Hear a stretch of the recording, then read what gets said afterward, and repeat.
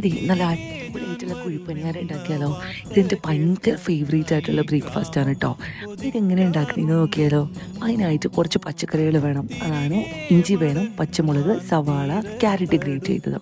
ഇനി ഇത് മാറ്റി വയ്ക്കുക. അതിനുശേഷം ഒരു കടായി എടുത്തിട്ട് അത് ചൂടാവുമ്പോൾ കുറച്ച് വെളിച്ചെണ്ണ ഒഴിക്കുക. അതിനകത്തേക്ക് കടുകിട്ട് പൊട്ടി വരുമ്പോഴത്തേക്കും അതിനകത്തേക്ക് ഉലുവ ഇട്ട് കൊടുക്കുക. അതിനുശേഷം കറിവേപ്പിലയും കുറച്ച് കായത്തിൻ്റെ പൊടിയും കൂടി ചേർത്ത് റോസ്റ്റ് ആക്കുക.